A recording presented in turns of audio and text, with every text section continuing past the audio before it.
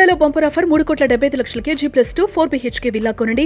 నెలకు 1,00,000 rent guarantee. Terms and conditions apply.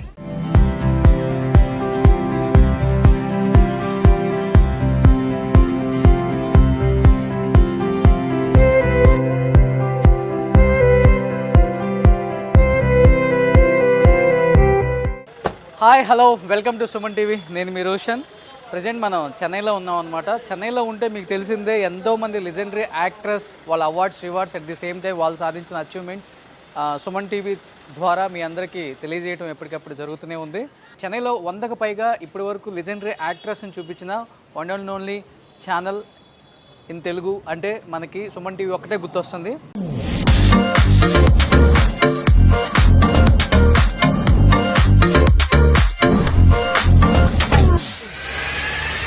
షావుకార్ జానకి గారు, రాజేశ్రీ గారు, కాంచన గారు, ఎస్పి శైలజ గారు, శుభలేఖ సుధాకర్ గారు, ఇలా చెప్పుకుంటూ పోతే చాలా మందిని కూడా మనం ఎప్పటికప్పుడు తెర మీదకి తీసుకురావటం, వాళ్ళు సాధించిన అచీవ్మెంట్స్ని కూడా చూపించడం జరుగుతుంది. ప్రజెంట్ అయితే ఇక్కడ ఒక యాక్టర్ ఉన్నారనమాట. Is none other than great villain అని చెప్పుకోవచ్చు. 1990s ఆయన తీసిన ప్రతి సినిమా కూడా super duper hit. And Chiranjeevi garu, Balakrishna గారు, రజనీకాంత్ గారు, కమల్ హాసన్ గారు అండ్ అజిత్, విజయ్ ఇలా చెప్పుకుంటూ పోతే ప్రతి ఒక్క పెద్ద హీరో పక్కన ఆయన లేకపోతే ఆయన కాంబినేషన్ అనేది పెద్దగా అనిపించదు సిల్వర్ స్క్రీన్ మీద. And great villain, great human being.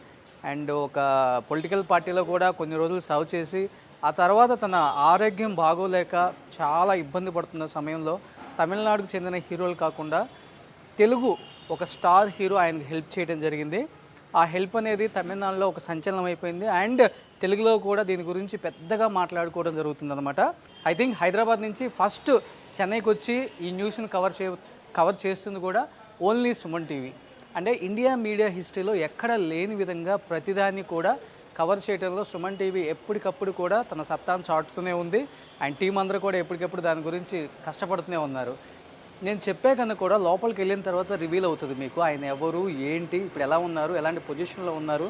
అన్ని వందల కోట్లు సంపాదించి అన్ని సినిమాలు చేసి ఒక ప్రొడ్యూసర్గా, డైరెక్టర్గా, ఒక యాక్టర్గా అన్ని చేసిన అతను ఎందుకు ఒక చిన్న ఇంట్లో ఉండాల్సి వస్తుంది, తన ఆరోగ్యం ఏమైపోయింది, అసలుకి ఎందుకు ఇలా లాస్ట్ రోజుల్లో ఇబ్బంది పడాల్సి వస్తుంది ఆరోగ్యపరంగా, ఒకసారి లోపలికి వెళ్తే కానీ తెలుస్తుంది. ఒకసారి లోపలికి వెళ్దాం.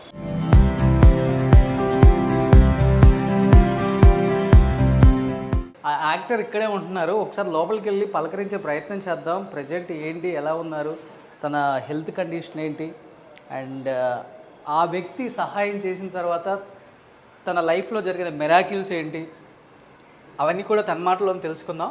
ప్రజెంట్ అయితే నేను తన ఇంట్లోకి వచ్చాను.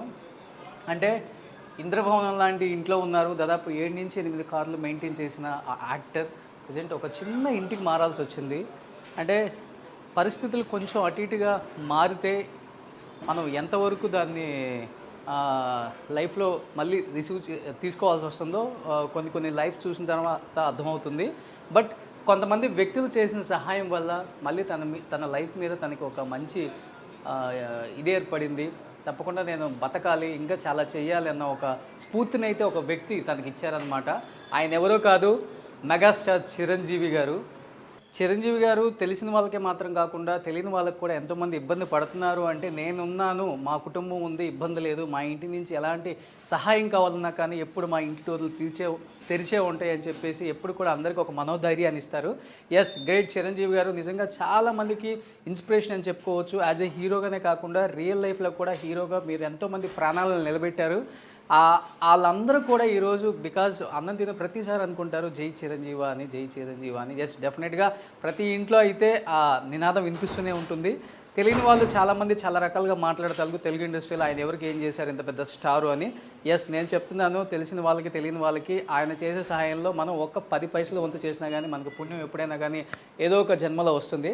ఆయన తెలిసి చేసినవి చాలా తక్కువ ఉంటాయి, తెలియకుండా చేసినవి కొన్ని లక్షల్లో ఉంటాయి అన్నమాట. ఇప్పుడు నేను చెప్పే ఈ వ్యక్తి గురించి కూడా సాధారణ విషయం కాదండి. తమిళనాడుకు చెందిన ఒక యాక్టర్ అయినప్పుడు కూడా అన్న నాకు హెల్త్ బాగాలేదని ఒక ఫోన్ చేస్తే దాదాపు 50 లక్షలు తనకి సహాయం చేశారు. 50 లక్షలు, నేను చెప్పేది 50,000 కాదు, 5 లక్షలు కాదు, 50 లక్షలు సహాయం చేశారు. ఇంకెందుకు ఆలస్యం, ఎస్ ఇప్పటికి నేను రివీల్ చేశాను కదా, పొన్నం బాలం గారు. పొన్నం బాలం గారు అంటే మనకి ఎన్ని సినిమాలు తెలుగులో, హిట్లర్, ముత్తు, ముగ్గురు మొనగాళ్ళు, గరానా మొగుడు సూపర్ డూపర్ హిట్స్ అన్నమాట.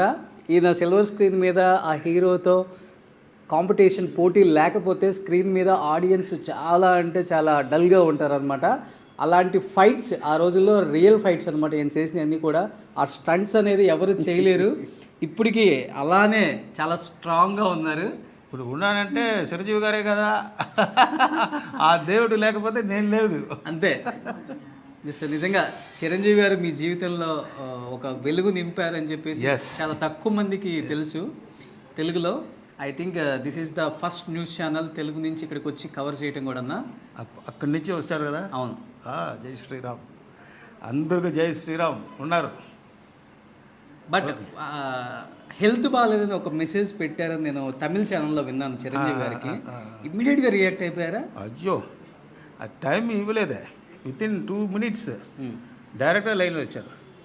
అది పొన్నంపులం, నేను ఇప్పుడు షూటింగ్ జరుగుతుంది నేపాల్లో, అక్కడ అందుకే నేను ఫోన్ తీయలేదు అంటే 2 minutes ఇమ్మీడియట్గా వచ్చారు.